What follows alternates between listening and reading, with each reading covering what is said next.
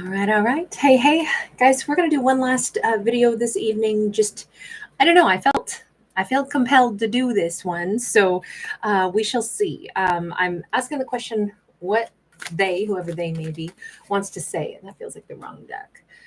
Now, this could expand into like what they want to say, what they're thinking about something, how they're feeling about something. But let's just go ahead and get a peek. Hey, Violet. Okay, we have the Lovers. My first impression is somebody's like, do you like me too? Do you see me in the way I see you? Um, the light AC. So great to see everybody. Nothing popped out there. This is somebody who wants to know, do you feel the way that I do?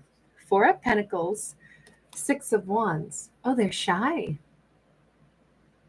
Maybe that's what they want to say. Like, I'm intimidated. If they could say these words, and of course this is hard to get those kind of words out, but I'm shy. I'm nervous to tell you how I feel. I really like you. He's got, and I'll say him, but please bear in mind, I don't read for genders. This could be same sex, reverse gender roles. But he has a lot of respect for whomever she is. He is trying to, not trying, again, this is kind of like what he'd like to say, but isn't finding the words to say. Well, of course not, because it's shy. It's like, I'd like to ask, do you like me too? But I'm nervous to do that. I'm I'm trying to find which version of me could find those words to say. Which version of me would you find more appealing? Because I really like the version of you that I see, and I'm wondering, what's your taste? What's your style? What do you like in a man? Shirt on, shirt off, cowboy or gladiator? What's your preferred like taste in men?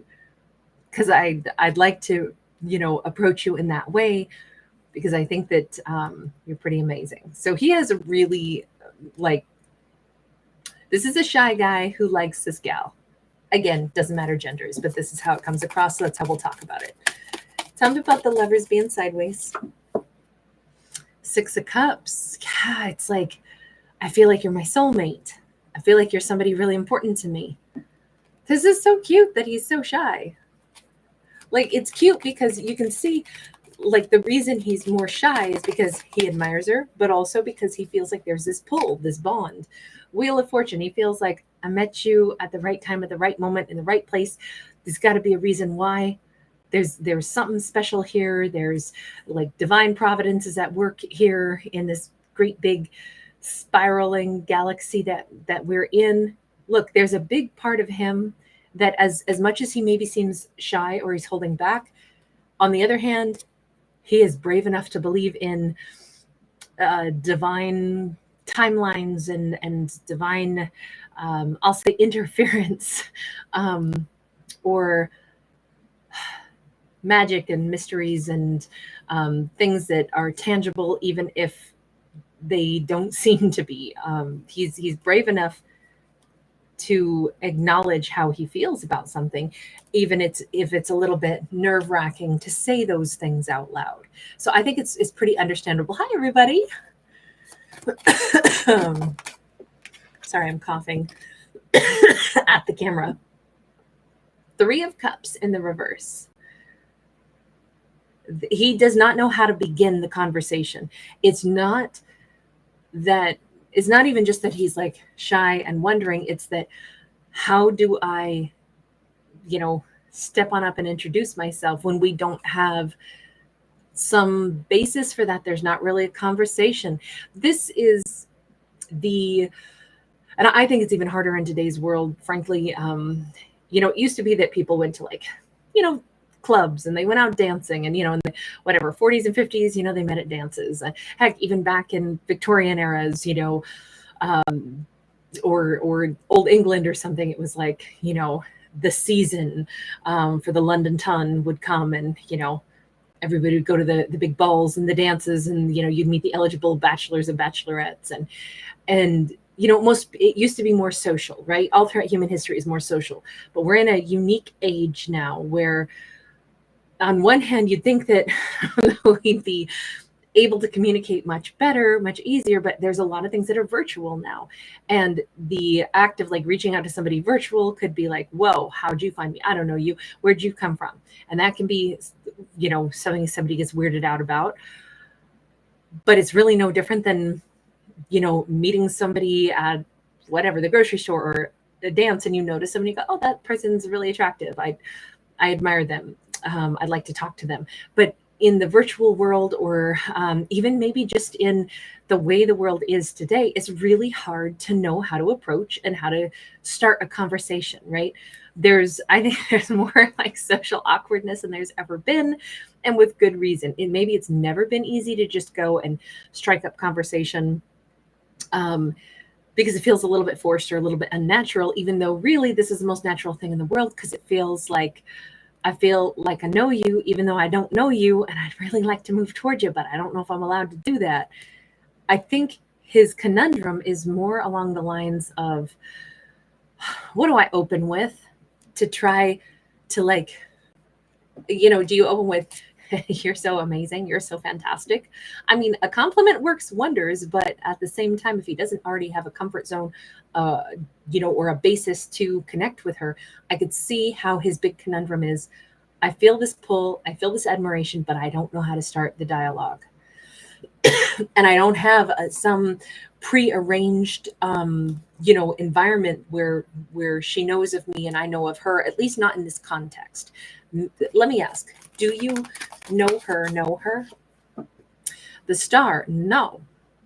This is at great distance. This is,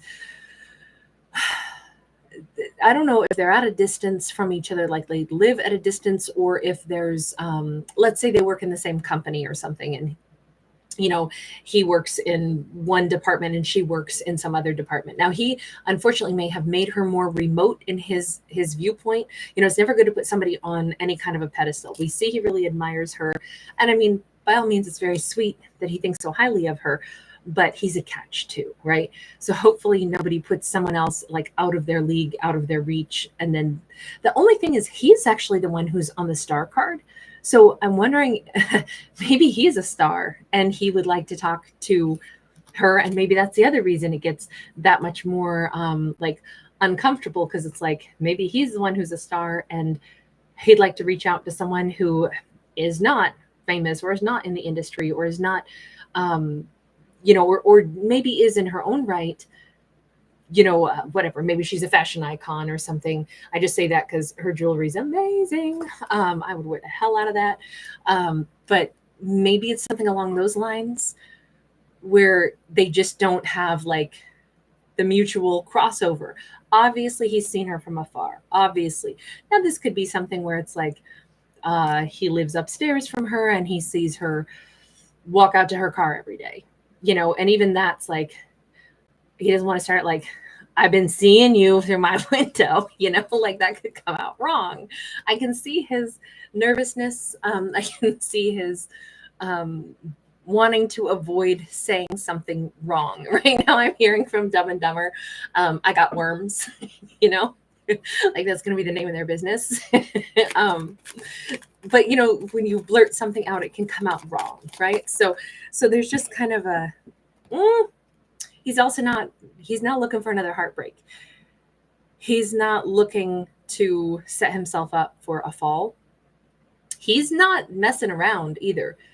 This is somebody who, like, the things that he would want to say is that, is there a potential that you like me? Because it feels like you're a soulmate to me. It feels like there's some divine intervention that brought you into my sights somehow, but I don't know how to say that to you.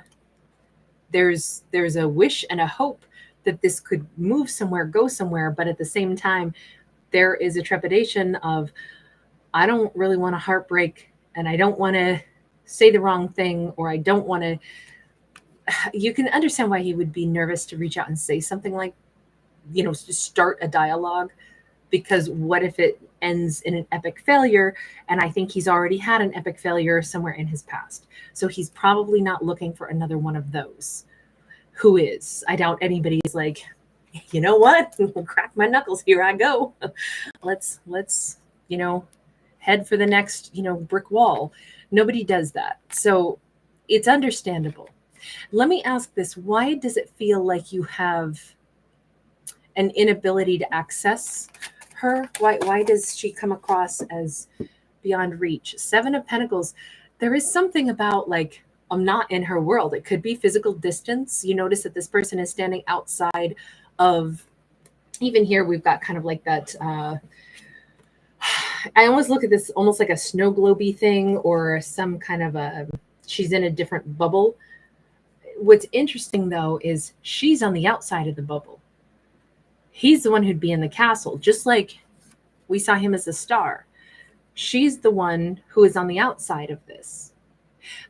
So this could be, let's say this is a social strata thing where he's the boss, the CEO of a company, and he's fallen in love with or is in admiration of someone that he's like, I'm not allowed to just try to date them. They work in the company, but I'm the CEO. There's a discomfort, or like I said, maybe he has some fame or something surrounding him and she does not. And it could be like, I don't know. It's just, we've got some weird energy of distance here. And Seven of Pentacles is usually, for me, it's about passage of time, but it's also about like growth and change. Usually this is a time to harvest something. So I have to say, there's either something about to change in his life. And so it does have a little bit of it's now or never kind of vibe on this, but he still is fumbling with, how do I say this? I don't know. Is he about to move? Are circumstances changing in his life? And or have circumstances changed? Also, this always looks like Disneyland to me. So I don't know if somebody lives in Disneyland region, like Orange County or something. We have the Magician. He's actually in a place where he's ready to start manifesting some next chapter of his life. Are things changing? Yes, but they're changing according to his own plans, which is awesome. That's not a problem. We got the High Priestess upright. It's we've got our magical power couple here. So this would be a really good time, like a really, really good time for him to connect to her. This is the time of, the 5D connection to really start to take shape. But that's the one problem here, is that it's 5D, not 3D. I started out with the concept of what does somebody want to say? Oh, Signs and Sings. Thank you, Angel. You're so sweet. Thank you for that beautiful donation. But it's like what you want to say, but what you're not saying yet. It's the time of the magical power couple. So I got to say, I'm thinking that she may be picking up on a vibe from him, but he's not yet said these things. Let me ask, now that we have the High Priestess, does she feel it too? Nine of Pentacles. She's single. She's out there on her own, but something has caught her attention, right? She's like, hey, whoa, did I hear my name? What's that? There's some element of, I feel like something's pulling at me. What is this? The Fool. Is she about to take a leap of faith and contact him? Reach out to him? Let me ask this. How do these two know each other? Can we see that first? We go back to Disneyland. Five of Pentacles. They don't. Not on a like close quarters environment anyway. Because again, we have the same, the 5 and the 7, they basically gave kind of the same imagery, right? Slightly different castles, still looks like a Disneyland thing, which is so funny. I've never actually been to Disneyland, but I've seen enough pictures. And once again, we see her always on the outside. There is something about the alignment, and keep in mind, we are having a little planet parade. This month, we will have 7 planets in alignment. Last month, we had 6. So there is something very important happening in the planetary realm right now. Maybe that's why we're seeing it's a time for 5D connections, for people who admire each other, or for opportunities have never been better for individuals that are tapped into the otherworldly frequencies to go ahead and take some action. But the Five of Pentacles is usually the missing link, the gap, the thing that we're wishing we had but didn't. This is a good time for characters to acknowledge, like, I feel like I'm in close proximity to something that I really want.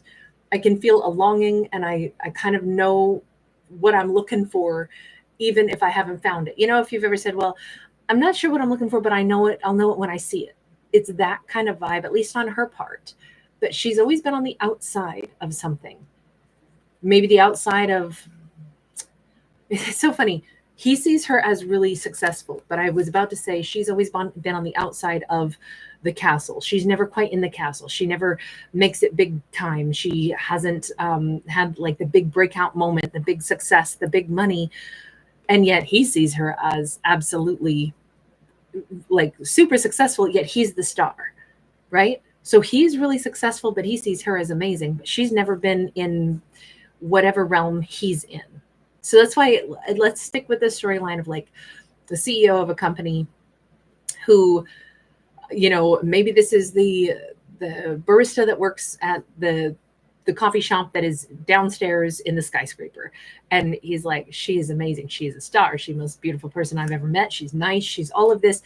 And I'm too tongue-tied to talk to her. He could be the guy who lives in the, you know, the skyscraper, the penthouse, and he's got all these emotions for her, and he's tongue-tied when it comes to her, right? That's kind of the story that we've got. That would be the explanation as to why he's struggling to find those words. Now, she's picking up on a vibe, right?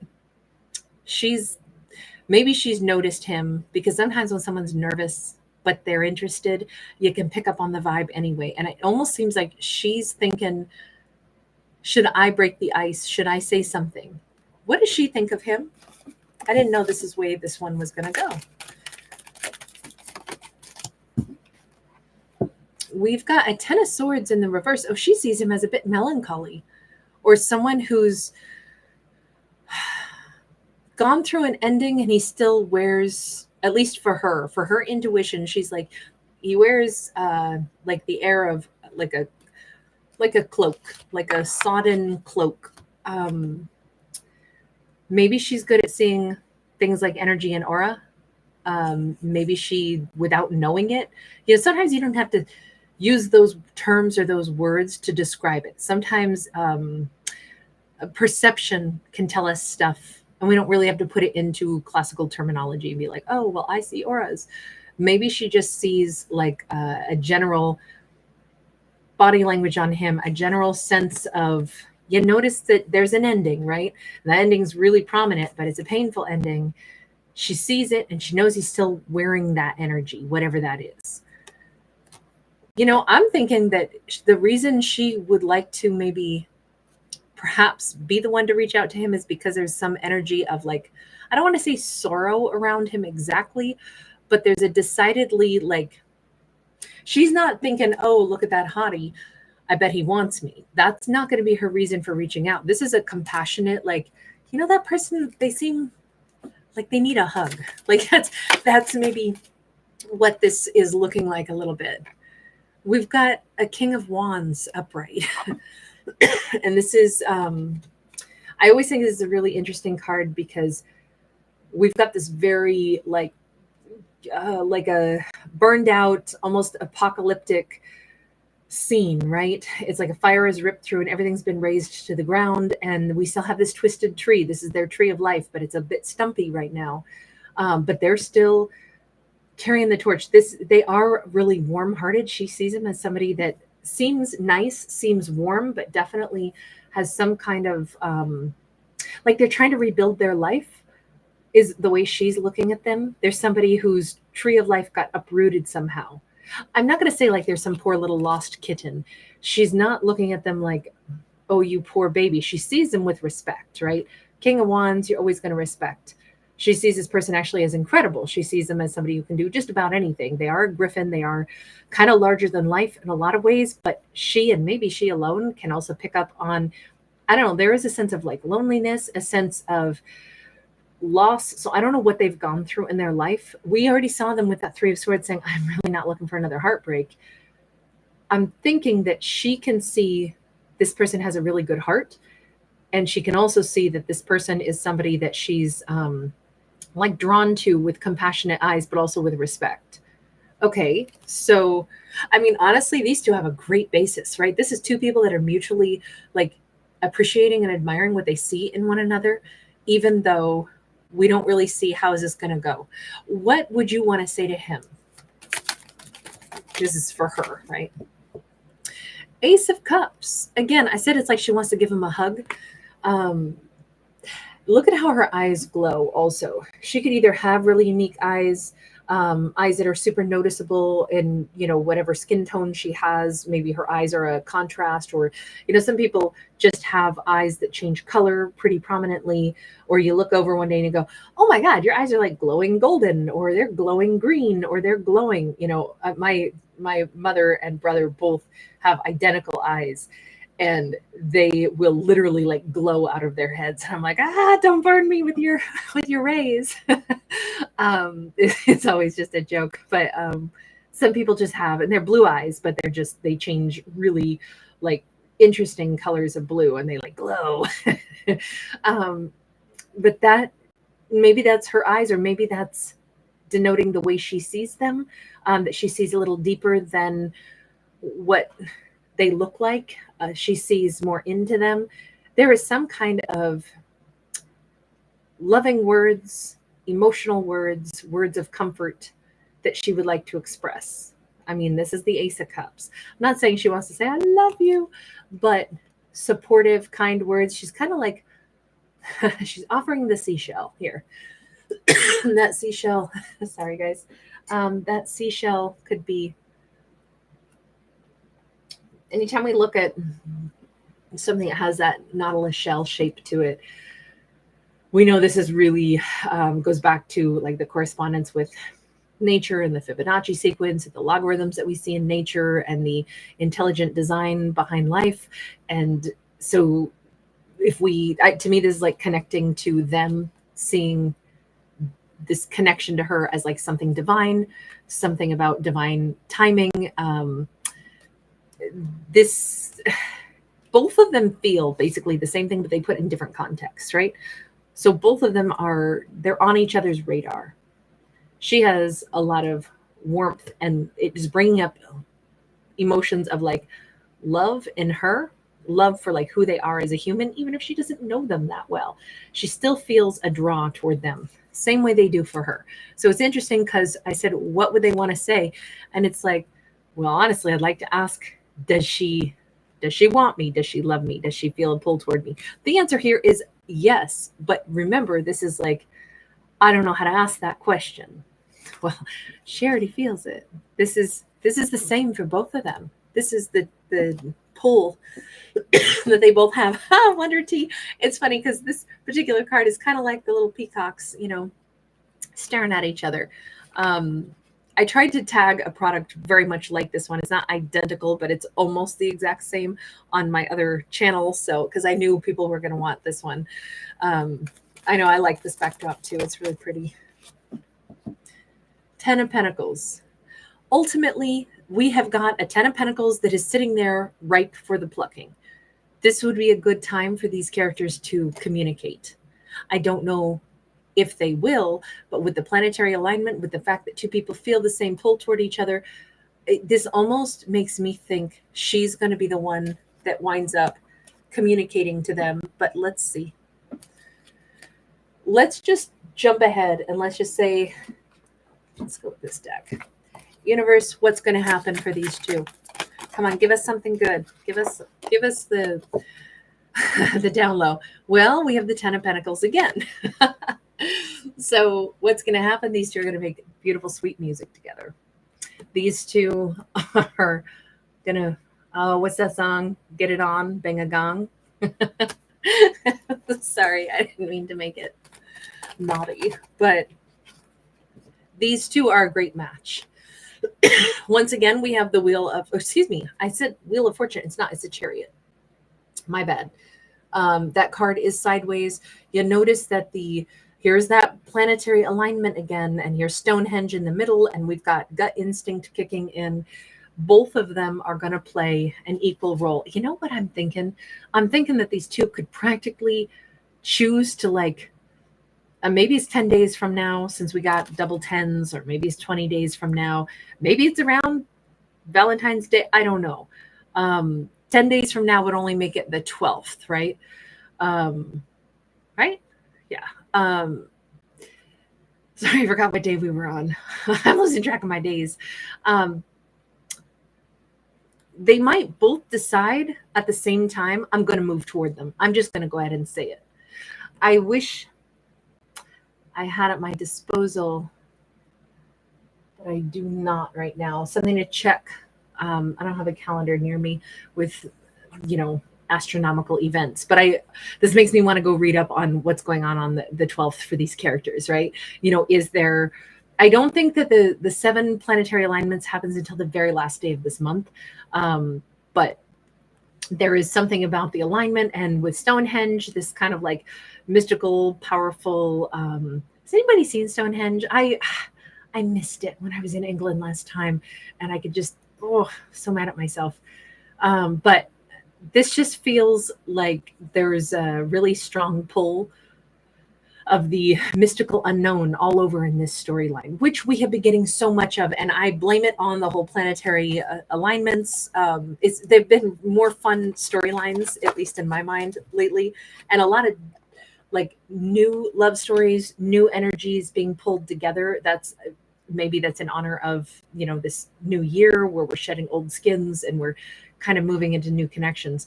We have the Empress. There's going to be some supreme nurturing in this connection. There is something to really grow between them. And we know they're both going to put their energy in, right? 10 of Pentacles, 2 people sharing the energy of the Chariot, moving toward each other for emotional purposes, and then choosing to nurture this. And it's a serious connection. It's steeped in like kindness, is steeped in, desire to see one another like feel safe and really grow. 7 of Cups. This could make them both a lot more spiritual. I only say this because on this 7 of Cups card, we've got kind of like an altar. And frankly, I don't know what deity this is to. To me, it never matters.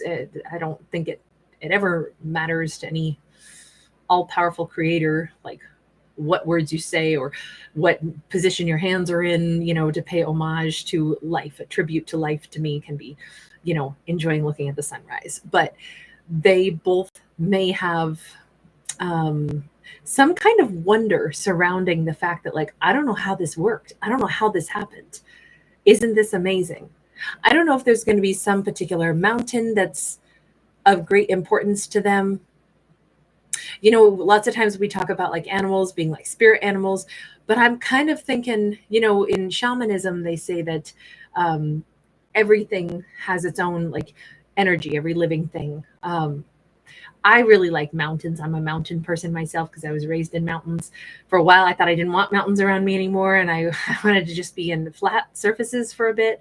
But actually, I'm still a mountain monster. So this feels like, maybe this is a lot of mountains are said to have spirits. Like, there's a great song by Ona Ensemble called Yama Song, and they do this great Tibetan throat singing in it. But Yama means mountain in Japan, and like every year there's like this big music festival.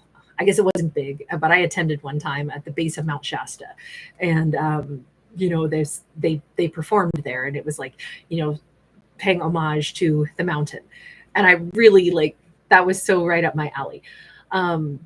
Just as somebody who likes mountains. The only reason I bring all that up is because obviously this is extremely visible in this.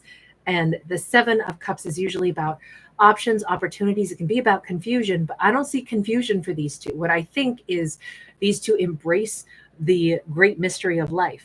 There's certain stuff we may never unravel. The mystery of, what is love? What does it mean? How do you know when your loved one is close? How do you know who you're going to be in love with? And, the answer from anyone who's ever been in love, they go, well, you just know, and it's like, well, come on now. That doesn't, bottle it up, categorize it, put it in context. And they're like, you really can't. It's just when you know. I feel like this is them accepting that kind of like, when you know, you know. They don't understand how this worked. They only know that it worked. And I don't know if they give some kind of particular tribute, or maybe they're both more spiritual, more shamanistic, more connected to the invisible life force that threads through all of us and the planet itself. But there's some kind of really lovely, mysterious vibe in this that kind of weaves this together, and it makes sense even though it doesn't make a lick of sense. All right, I'm going to leave this one here. You guys, thank you so much. Miss So the Peaceful Observer, Foamenge. Oh my God, that's hilarious. I would love to see that. That is so hilarious. Oh my God. Hey, Michelle S. Thank you so much for being here. Hey, Jason. It's my pleasure. Thanks, Jason. Thanks for hanging out. Signs and sinks. I know, right? Oh, it's like we all got to go on a like field trip to Stonehenge or Foamhenge. Oh, that's hilarious. Violet, hey, hey. Hi, Johnny the Carnut. Ah, love it. Yes. Aren't drums incredible? Oh my gosh. I love that's what got me into belly dancing all those years ago, is I just love the sounds of a doumbek and a tar. Just absolutely love it. Give me a good shift to telly any day and I can't sit still. Wonder T, I'm so glad. Yeah. Hey Thalia, you're perfectly on time, dear. Perfectly on time. Amen, Jason. I think the world would be better if we could give more hugs.